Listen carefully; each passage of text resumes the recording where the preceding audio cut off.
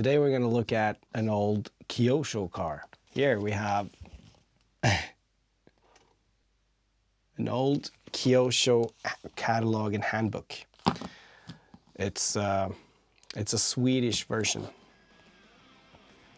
And to find the car we're going to look at today, we have to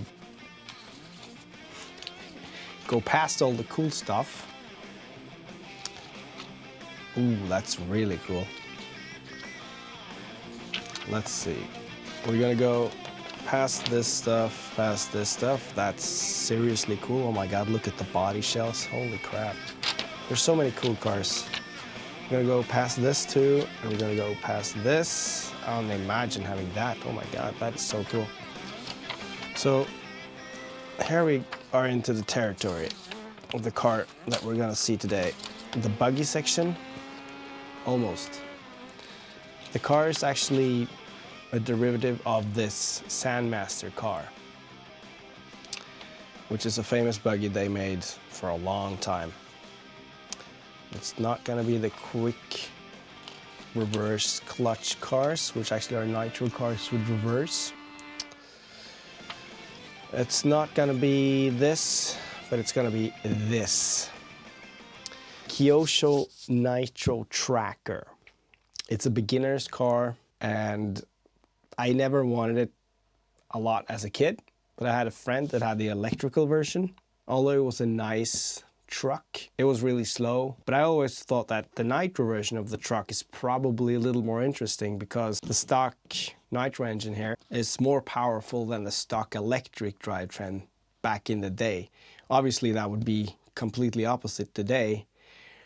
As electric cars have gotten really fast. And the Nitro cars is just basically what they've always been. Fast, but not as fast as the electric ones. But to me, I'm not going to go into that Nitro electric debate today. But personally, mostly due to nostalgia, I prefer Nitro cars. That's what I grew up with. So I came across this car used. I got it for 50 bucks. It was actually kind of in a nice condition, just had been stored for a long time, so it was completely covered in dirt and dust. But the engine was free, and it didn't have the original sticker sheet, and it missed the, I don't know, the carb thing on the poking up out of the hood, and the door mirrors were missing. But it had the original grille, the bumper in the front and rear, and the light bar. So it was like fairly complete and was not broken either. So yeah, I just grabbed it and I thought, yeah, maybe I can restore it. So what I did to the car was basically take it all apart and clean it up, lubed it up. Yeah, as you can see, it's actually a fairly nice example. Obviously I have fitted some new Futaba servos. I mean, new, they're not new. They were just something that I had lying around, probably 20 years old. Futaba S3003, those stock servos from back in the days. I was completely happy with them back in the days, and those servos will do the job on this car, I guess.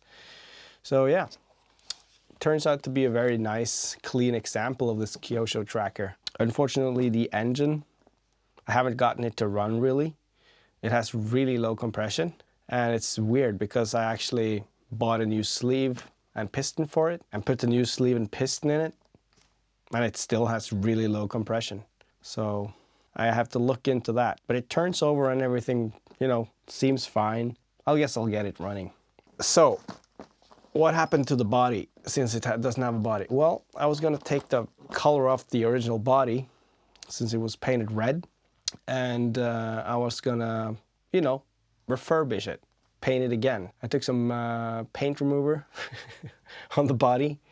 After like 5 minutes, or not even that long, the body was like completely destroyed. The paint remover just ate the body up and just completely destroyed it. So I was like, yeah, that's the one thing you cannot get replacements for, dude. So that was, you know, great job on destroying the body of the car. Like, nah. So now I'm stuck with a chassis that's like not that cool. it's kind of cool, but it's like not a fast collectible item, I guess. It's a beginner car from the mid-90s. What did I do? Well, I bought a Chevy Silverado body online on eBay and thought like, okay, so I might lose the ability to use the front grille and stuff, but I have all the molded plastic parts, you know, and they were not broken. So I bought that body. That unfortunately was like a little bit too narrow, a little more narrow than the original body. So the bumper, none of the grills or the light bar didn't fit. It was like sticking out. So painted that body pearl white and black, and it became kind of a nice body. Cut it out and stuff, but I never put the stickers on it. And you say pearl white? Well, isn't this body supposed to be like pearl and blue? Yeah, but at the time I didn't know of a company that's called Team Blue Groove, which is an awesome company actually specializing in reproducing old discontinued body shells for a lot of Kyosho cars from the 90s, even earlier I think, and probably the 2000s as well. I think they do a lot of stuff. I came across the body shell on their site. They actually do a proper reproduction of this body shell. The USA 1 body shell for the electric truck, which is a completely different car with four-wheel steering and everything. It's exactly the same body as this. And personally, I was like, the USA body, USA 1 livery is such a classic livery. Wouldn't the Nitro tracker be a little cooler with a licensed USA 1 body? I mean, it's the same shell. And also I couldn't find the tracker stickers. I was like blue and white or just white with the USA 1 livery, because I could find the USA 1 livery on eBay. So I was like, okay, I have the body shell, that's a livery. I have all the molded parts. Let's make it into a USA 1 truck. So let's bring the body shell. Team Blue Groove is a cool company. I ordered one body shell. They sent me two, and they said free. I just roughly cut it out and made the body mount holes while the body's still clear. And as you can see, there you have it. That's the original tracker body, brand new. Would you look at that? So now this car suddenly are getting a complete overhaul and basically will be just like how it was when it was brand new, about 30 years ago. That's cool. But I didn't understand why they actually sent me two of this body shell. I was just inspecting it and like, are there any reasons why they would do that? Because the molds of the Team Blue Groove bodies, they look really good. I can't see any like indents or mishappenings. Like it's really good looking as far as I can see. When I start to study it closer, I came across this tiny little mark. I don't know if it's possible for the camera to pick it up. It's like a centimeter long scratch there, and it's pretty deep, so it's gone through the plastic film and to the body. So, I mean, it might be the reason why they're just sending me this for free. I mean, awesome guys, holy crap. So then I have two bodies. So I'm gonna make one look like this, and then later I will probably make an original one. The only thing that's kind of sucks is that I only have one set of the molded plastic parts. So yeah, either way, I'll have a spare body for it if I crash it, which I hopefully won't do. So I'm gonna use the pearl white for the body, since I'm going to do the USA 1 livery. I also have the black for the bed. So I want to paint this part black.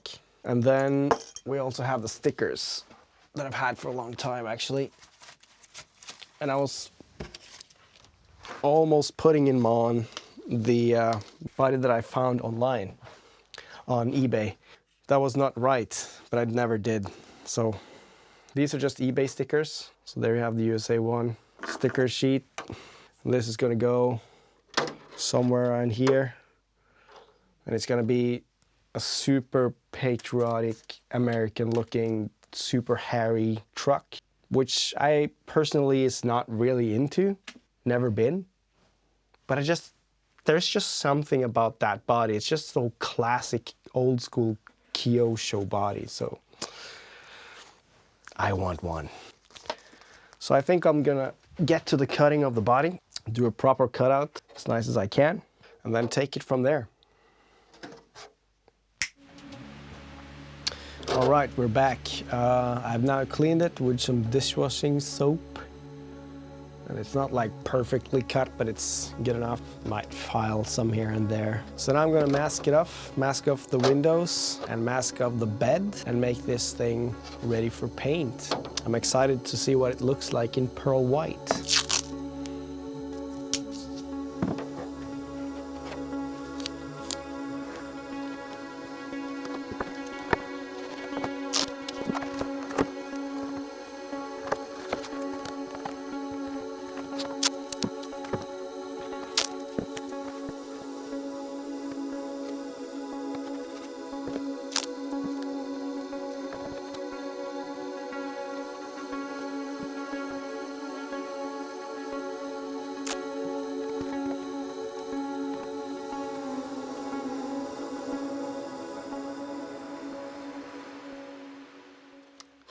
I'll just head out and paint this Tamiya pearl white and this Tamiya color, the regular black.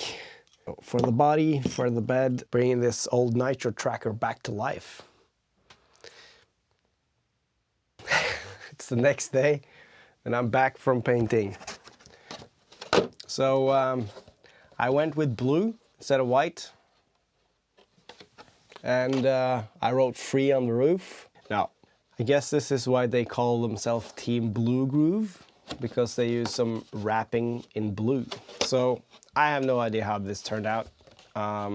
Probably should have done the black first. Let's try to rip these homemade window masks off.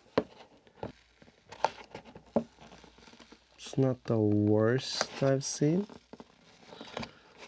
There's no decals with this shell at all. So there's no, what do you call them? The black thing that you can take around your windows. Well, it's not too bad. But I have some black tape that I can take around here, so it will be a little bit nicer, I guess. Let's take the front windscreen off.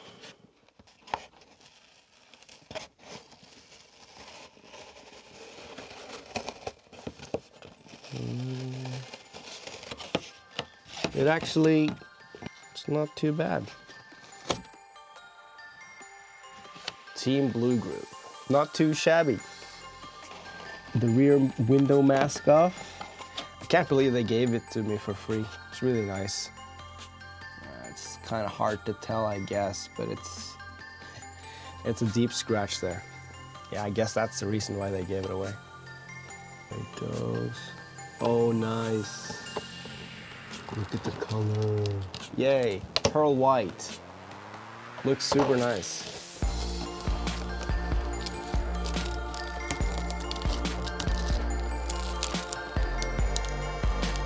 Yes. This is so satisfying. A little awkward position to be doing it in. Trying to show you guys. This is really nice. Yeah. Boy, look at the shine.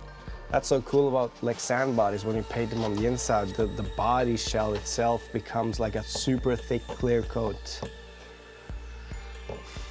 thing. So it's like you can be a complete idiot while painting and it still looks amazing. Getting these kind of glossy shines with a regular spray gun on a sheet of metal, I think it's not easy, at least. I think actually, in fact, it's really hard, you know. But on these kind of paint jobs, you don't really have to worry about it. You just spray so it covers everything on the back, and then on the front, it just looks amazing. Really cool, really cool. Team Blue Groove logo. Oh my goodness. So there we have it. Soon to become USA 1 body. Let's see how it looks on the truck.